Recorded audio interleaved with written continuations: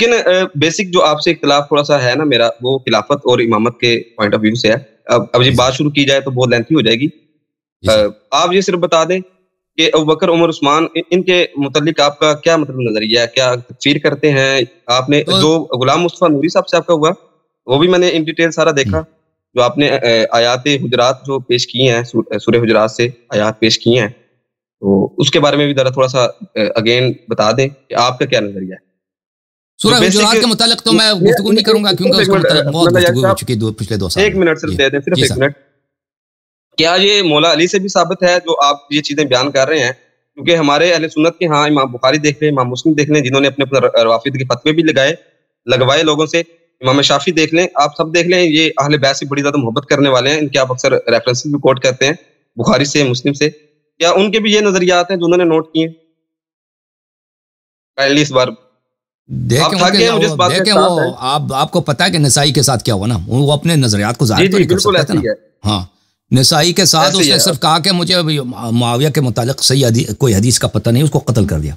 اگر اب اس زمانے میں اگر کسی محدث کو یہ پتہ چل جاتا، ٹھیک ہے نا، کہ اس کے عقیدہ ذاتی عقیدہ یہ ہوتا کہ بھلی وہ رافضی ہوتا ہے دل میں، وہ تو تقیہ کر لیتا نا، وہ تو ظاہر تو نہیں کر سکتا تھا، کیونکہ پھر اس کو پھر وہ قتل ہو جاتا، پھر وہ بخاری نہیں ہو جاتا، اس کی کتاب کو کوئی نہیں مانتا.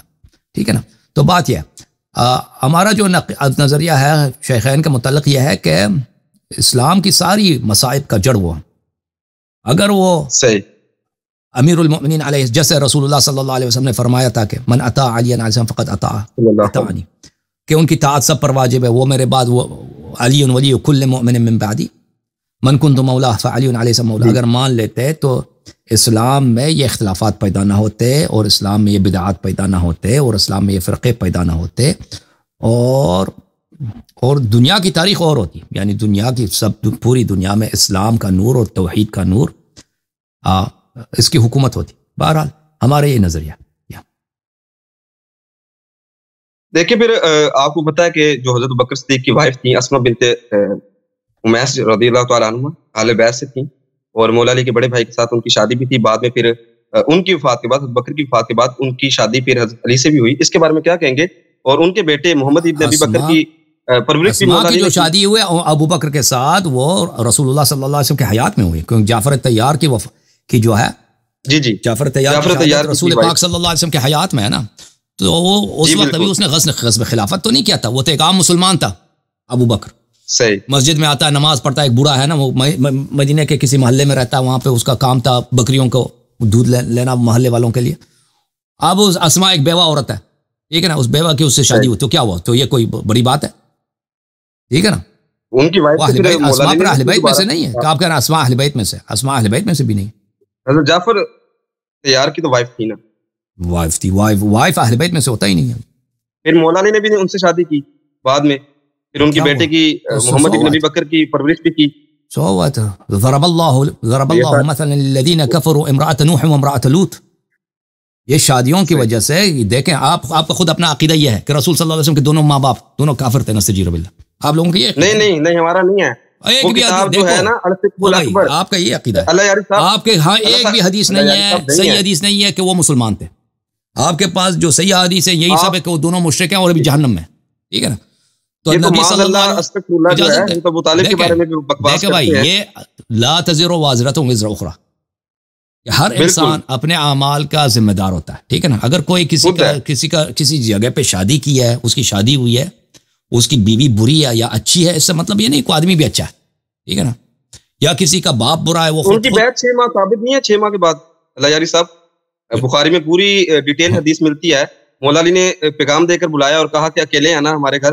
اور پھر وہ کتاب احتجاج میں اس کی حدیث ہے، کتاب احتجاج میں اس کی حدیث ہے. اصل دیکھو وہ روایت ہے، وہ عائشہ کی حدیث ہے. عائشہ وہی ہے جس کے متعلق رسول صلی اللہ علیہ وسلم نے فرمایا ان كنا صواحب یوسف، جس کے متعلق قرآن نے فرمایا بل عسى ربه ان طلقكن ان يبدله ازواجا خيرا منكن مسلمات مؤمنات. قرآن کی آیت پڑھو. یہ عائشہ و حفصہ کے لیے کہ اگر رسول صلی اللہ علیہ وسلم آپ کو طلاق دے دے تو میں آپ سے بہتر ان کے لیے زوجہ لا دوں گا، اور جو مسلمان ہوں. اللہ تعالیٰ کے یہ الفاظ ہیں کہ آپ سے بہتر جو مسلمان بیویاں ان کو دے. عائشہ اس کے راوی ہے. ٹھیک ہے نا. عائشہ اس کی راوی ہے. نجاری صاحب میں آپ کی مزاج سے بڑا واقف ہوں, میں آپ سے تحمل سے پیار سے بات کر رہا ہوں, کیونکہ مجھے پتا ہے میں نے آپ کو بڑے مناظرے دیکھے ہیں, لوگ آپ کو انٹرپٹ کرتے ہیں, میں آپ کی ساری بات تفصیل سے سن رہا ہوں, بڑے پیار سے سن رہا ہوں, آپ کا احترام بھی ہے, آپ کی عزت بھی کرتا ہوں, آپ کیونکہ اہل البیت کے ڈیفینڈر ہیں, ٹھیک ہے, مجھے اس وجہ سے آپ زیادہ اچھے لگتے ہیں. مولا علی کے ساتھ جو ہماری عقیدت ہے, ہم مولا کہتے ہیں اور مولا کا معنی دوست نہیں لیتے, ٹھیک ہے, یہ بھی میں آپ کو تھوڑا سا کلیئر کرتا ہوں. مولا کا معنی دوست بھی نہیں لیتا ہے, پھر ابو بکر کو اپنا خلیفہ مانتے ہو, بات خلیفہ تو وہ دیکھیں نا, وہ میں آپ کو ریفرنس دیتا ہوں, آپ حدیث کھولیں خود بیان کر دیں, فعلیکم بسنتی وسنت الخلفاء الراشدین المہدیین, رسول اللہ نے نہیں فرمایا خلفاء الراشدین, ٹھیک ہے نا, وہ خلیفہ وہ راشد تھا, وہ راشد تھا جس کی خلافت پہ کوئی حدیث ہی نہیں ہے, جس کی خلافت غصب کیا ہے. جب رسول صلی اللہ علیہ وسلم نے کہا من کنت مولا فعلی علیہ السلام مولا, جس کا میں آقا ہوں اس کا آقا علی علیہ السلام ہے, تو اس کا مطلب یہی ہے کہ ابو بکر عمر کی خلافت باطل ہے. تو ابو بکر عمر تو نوکر بن گیا نا. پھر مولا علی نے جب خود بیعت کر لی, بخاری میں آ گیا, بھائی مولا علی علیہ السلام رسول کے مخالف تھے یا مسلمان تھے؟ مسلمان تھے. مخالف کیسے تھے؟ امیر المومنین علیہ السلام کبھی رسول اللہ صلی اللہ علیہ وسلم کی تکذیب کر سکتے ہیں؟ جب رسول صلی اللہ علیہ وسلم نے کہہ دیا کہ جس کا میں سردار ہوں, آقا ہوں, علی علیہ السلام اس کے آقا ہیں, تو اس کا مطلب یہ ہوا کہ رسول اللہ صلی اللہ علیہ وسلم نے ابو بکر عمر کو نوکر بنا دیا نا میرے مولا کی, مطلب یہی ہے. وہ تو ہم سب نوکر ہیں, سارے اب اہل بیت کے نوکر ہیں. ابو بکر عمر کو جب نوکر بنا دے تو رسول امیر المومنین کیسے اس کی مخالفت کر سکتے ہیں کہ پھر جا کے اس کو اپنا امام بنا دے؟ رسول صلی اللہ علیہ وسلم کی مخالفت کریں. سارا پتہ کیا ہوا ہے, اجازت دیں نا, اجازت دیں, بات آپ سن لیں. جب آپ کہتے ہو, یہ عجیب تناقض ہے, آپ کہتے ہو کہ رسول اللہ صلی اللہ علیہ وسلم نے کہا من کنت مولا فاعل علیہ مولا. مولا کا مطلب دوست نہیں ہے, مولا کا مطلب ہے آقا اور سید المطاع, جس کی طاعت آپ پہ واجب ہے. تو ساری امت پہ طاعت واجب ہے کس کی؟ علی علیہ السلام کی, حیات رسول صلی اللہ علیہ وسلم. یہ نسخ تو نہیں ہوئی, یہ حکم نسخ تو نہیں ہوا, ٹھیک ہے نا. پھر ابو بکر عمر کی خلافت باطل ہے, آپ کہتے ہیں علی علیہ السلام نے ان کے ساتھ, کیسے امیر المومنین علیہ السلام رسول اللہ صلی اللہ علیہ وسلم کی مخالفت کر سکتے ہیں؟ کیسے کر سکتے ہیں؟ جب رسول اللہ صلی اللہ علیہ وسلم نے کیا, بھائی صاحب کوئی اپنے نوکر کے ساتھ بیعت کر لیتا, اور کوئی اپنے نوکر کے ساتھ بیعت کر لیتا.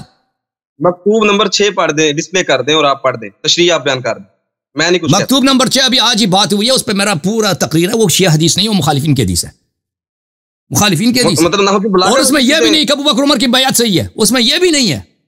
اس میں عمر ان سے میری بیعت معاویہ وہ کر رہے ہیں جنہوں نے بکر عمر اور عثمان. بھائی وہ پہلی بات ہے, وہ شیعہ حدیث نہیں ہے, وہ مخالفین کی حدیث ہے. اس پہ میرا پورا نہج البلاغہ میں میرا یہاں پہ موجود ہے. وہ معاویہ سے یہ کہہ رہے ہیں, بھائی معاویہ جو ہے نا ابو بکر عمر عثمان کی خلافت کو مان رہا تھا, امیر المومنین علی اعظم کی خلافت کو نہیں مان رہا تھا. تو کہہ رہا کہ تم ابو بکر عمر کو مانتے ہو نا, ابو بکر عمر عثمان کو مانتے ہیں. وہی لوگ جنہوں نے ابو بکر عمر اور عثمان کے ساتھ بیعت کی, میرے ساتھ بھی بیعت کیا. یہ تو نہیں فرمایا کہ ابو بکر عمر عثمان کی بیعت صحیح ہے. اس کا مطلب ابھی مثلا آپ بخاری کو مانتے ہو نا, آپ بخاری کو مانتے ہو, اب بخاری میں یہ حدیث لکھی ہے, اس کا مطلب یہ تو نہیں کہ میں بخاری کو مانتا ہوں. پھر حضرت ام کلثوم کے ساتھ نکاح ہوا جو, اس کے بارے میں پھر آپ کہتے ہیں کہ زبردستی ہوا. پڑھو, وہ تو نکاح, وہ زبردستی کی نکاح تھی, وہ تو پڑھ لو نا, کسی حدیث میں اس کا توضیح موجود ہے. اگر آپ میرے پروگرام کو دیکھتے ہو تو سوال کیوں کرتے ہو جو بچے کو معلوم؟ سر میں نے نہیں, پھر مولا علی نے دیکھے جنگ جمل سے نہروان میں جب دیکھا کہ غلط ہو رہا ہے, تلوار اٹھائی, تو پہلے کیوں نہیں اٹھائی؟ پہلے ان کے ساتھ کسی نے بیعت نہیں کی تھی نا, تو پہلے انہوں نے لوگوں سے بیعت مانگا, کسی نے اطاعت نہیں کیا. اب 25 سال کے بعد لوگوں کو عقل آئی ہے کہ بھائی انہوں نے خود آ کے عثمان کو قتل کیا ہے, مسلمانوں نے جا کے میرے مولا سے علیہ السلام سے بیعت کی ہے, تو اب ایک لشکر ہے. بھئی ایک وقت ہے کوئی آپ کا ناصر نہیں ہے. رسول صلی اللہ علیہ وسلم مکے میں کیوں نہیں لڑتے تھے؟ کوئی نصرت کرنے والا ہی نہیں. مدینے میں کیوں لڑتے ہیں کفار سے؟ نصرت کرنے والے انصار موجود ہیں, ٹھیک ہے نا. ان دونوں میں آپ کو فرق نظر نہیں آتی؟ عثمان کے قتل کے ساتھ سب مسلمانوں نے سوائے شام والوں کے امیر المومنین علیہ السلام کے ساتھ بیعت کیا. تو اب ان کے پاس جب لشکر آیا, سب لوگ طاعت کر رہے ہیں, کیوں نہ لڑیں؟ رسول صلی اللہ علیہ وسلم کے وفات کے بعد کوئی ان کو سلام کرنے کے لیے تیار نہیں ہے, تو اس وقت جب کوئی نہیں ہے, ساتھی نہیں ہے, تو نہیں لڑ سکتے. آپ کو ایک روایت ایسی دکھا سکتے ہیں جس میں مولا علی نے تکفیر کی ہو بکر عمر کی یا عثمان کی؟ مسلم کو نہیں دیکھا, کاذبین آثمین غادرین خائنین, پتہ ہے یا دکھا دوں؟ دکھائیں ذرا, دکھائیں. پتہ نہیں ہے اس کو, پتہ بسم اللہ کریں. آپ نے نہیں دیکھا؟ بسم اللہ کریں.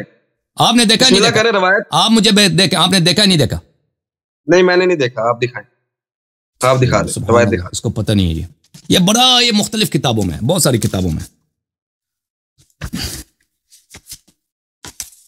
میں 2 حدیث دکھا دیتا ہوں آپ کو, بخاری مسلم کی. ٹھیک ہے, بات ہے. آپ کے سارے جو ہے شکوک و شبہات ختم ہوگا انشاءاللہ. ہو سکتا ہے نہ ہو، کیونکہ جنہوں نے قمر بھی دیکھا نا، شق القمر بھی لوگوں نے دیکھا، کلمہ نہیں پڑھا. ٹھیک ہے کہ نہیں؟ میں تو کچھ نہیں شق القمر کے مقابلے میں. ٹھیک، اچھی بات ہے. میرے بھائی